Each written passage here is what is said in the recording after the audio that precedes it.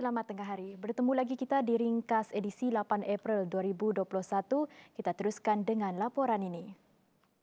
Seramai 729 penduduk di Long Singut Kapit dikenal pasti tidak memiliki dokumen pengenalan diri yang sah. Timbalan Ketua Menteri Tan Sri Dato' Ahmad James Jumut Masim berkata, penduduk Long Singut mula berhijrah dari Kalimantan ke Sarawak sekitar tahun 60-an dan sehingga kini generasi kedua dan ketiga penduduk kawasan ini masih belum memiliki kewarganegaraan.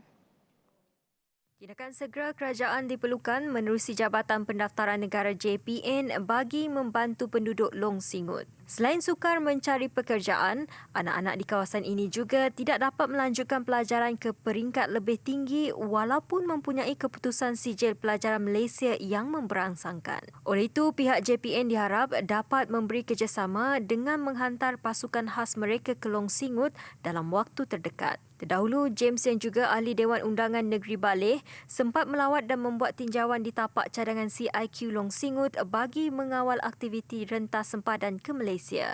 Long Singut adalah sebuah penempatan kenyah bakong yang terletak 251 km dari Kapit dengan jarak rantau Penora Long Singut adalah kira-kira 8 km dari sempadan antarabangsa Malaysia-Indonesia.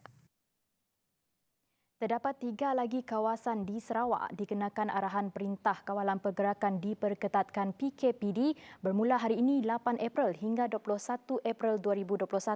Arahan tersebut melibatkan Kampung Serepan Laut di Asajaya, Penjara Sri Aman dan kuartus kaki tangan di Sri Aman. Setelah membuat penilaian risiko bersama pelbagai agensi ke atas lokaliti yang berlaku kenaikan kes secara mendadak, Jawatankuasa Pengurusan Bencana Negeri JPBN Sarawak bersetuju untuk melaksanakan PKPD di 3 lokaliti tersebut. Sementara itu, PKPD di Kampung Batu Gong Siburan Serian dilanjutkan untuk tempoh 14 hari lagi bermula 10 hingga 23 April. Lanjutan tempoh PKPD dibuat berikutan masih berlaku penularan jangkitan serta terdapat kes baru yang dikesan dalam kalangan komuniti di lokaliti tersebut. Manakala PKPD di Kampung Cupak Siburan Serian diisytiharkan tamat mengikut jadual pada 9 April 2021. Kementerian Dalam Negeri KDN meluluskan permohonan Sarawak untuk mewujudkan semula Jawatankuasa Khas Kewarganegaraan bagi menyelesaikan isu kanak-kanak tanpa dokumen pengenalan diri di negeri ini. Menteri Kebajikan Kesejahteraan Komuniti Wanita Keluarga dan Pembangunan Kanak-kanak Datuk Sri Fatimah Abdullah berkata, Jawatankuasa Khas Kewarganegaraan di bawah Perkara 15A Perlembagaan Persekutuan wujud pada 2016 namun terhenti selepas peralihan tampuk pemerintahan. Sebelum ini, kerajaan negeri telah memohon kepada KDN agar diteruskan semula jawatankuasa khas tersebut. Ini kerana ia antara isu utama yang dihadapi segelintir masyarakat Sarawak kini.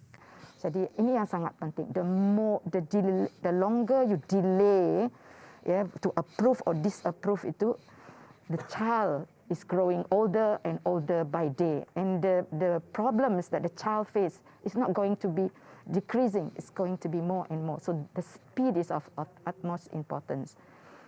Mesyuarat pertama jawatankuasa khas itu akan diadakan pada 20 April ini. KWKPK akan memastikan setiap perancangan berkaitan permohonan sebelum ini yang dihantar ke KDN dilakukan dengan secepat mungkin. Sejak jawatankuasa khas itu ditubuhkan pada 2016, sebanyak 727 permohonan telah diterima untuk mendapatkan status kewarganegaraan bagi kanak-kanak di bawah Perkara 15A Perlembagaan Persekutuan. Perkembangan seterusnya. Kerajaan Negeri Sabah dan Sarawak bersetuju untuk menubuhkan Jawatankuasa Perundingan Bersama. Ia bagi mengkaji peruntukan undang-undang berkenaan hal-hal kewangan di bawah Perlembagaan Persekutuan dan Perjanjian Malaysia 1963 MA63. Jawatankuasa itu akan ditugaskan untuk meneliti pengiraan dan pembayaran geran tahunan dan geran lain seperti yang termaktub di bawah MA63 termasuk pembayaran sebelumnya. Jawatankuasa berkenaan juga ditugaskan untuk mewujudkan formula pembayaran seimbang, adil dan saksama yang sesuai dengan status dan sumber keuangan negara. Dalam jawatankuasa itu, Menteri Keuangan kedua, Datuk Masidi Manjun, akan mengetuai pasukan Sabah yang turut dianggotai Setiausaha Kerajaan Negeri Sabah, Datuk Safar Untung, Peguam Besar Sabah, Datuk Nur Asiah Muhammad Yusof dan Setiausaha Tetap Kementerian Keuangan Sabah, Rusdin Riman. Manakala pasukan Sarawak pula akan diketuai oleh Timbalan Ketua Ketua Menteri Datuk Amar Awang Tengah Ali Hassan, Peguam Besar Sarawak Datuk Talat Mahmud Abdul Rashid dan Setiausaha Kewangan Sarawak Datuk Amar Ahmad Tarmizi Sulaiman sebagai ahli. Kementerian Keuangan diketuai oleh Tengku Zafrul yang turut merangkumi beberapa pegawai atasan kementerian itu. Jawatankuasa tersebut dijangka mengadakan pertemuan segera selepas mesyuarat MKMA 63 pada 13 April yang akan dipengerusikan oleh Perdana Menteri Tan Sri Muhyiddin Yassin. Penggiat dalam industri kebudayaan dan kesenian kerugian kira-kira 85 juta ringgit dalam tempoh setahun akibat pandemik COVID-19. Justru ia adalah penting untuk memulihkan semula Badan Bukan Kerajaan Kebudayaan bagi membolehkan sektor yang berkaitan seni, budaya dan warisan bergerak aktif walaupun dalam situasi serba mencabar masa kini.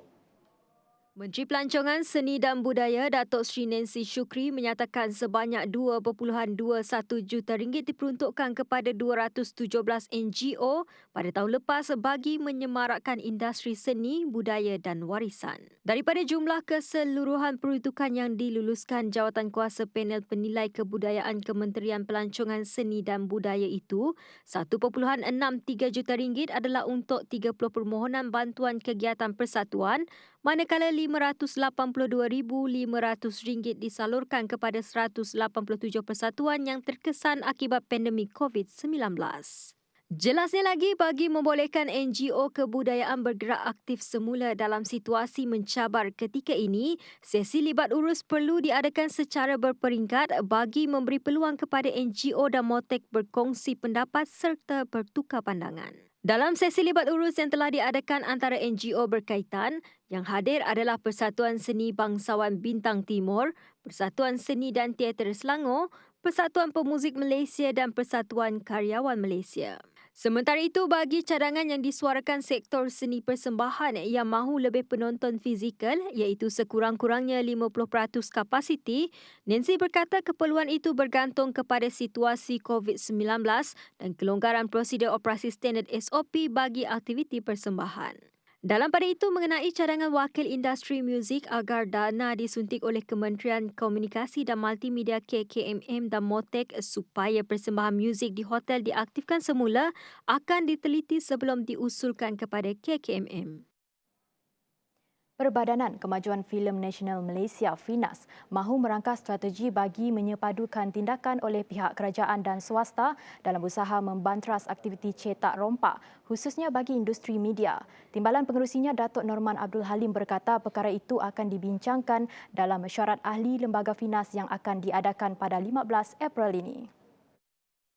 Kata Norman, setakat ini usaha yang dijalankan pelbagai badan dan agensi termasuk Persatuan bagi Membanteras Cetak Rompak adalah secara ad hoc dan silo, iaitu bekerja dalam komuniti sendiri. Menurutnya, FINAS sudah mewujudkan war room untuk memantau aktiviti kegiatan haram itu pada Oktober 2020 yang turut berperanan menyelaraskan kerja-kerja pelaporan dan perbincangan dengan pihak berwajib lain seperti Suruhanjaya Komunikasi dan Multimedia Malaysia MCMC serta polis untuk tindakan lanjut.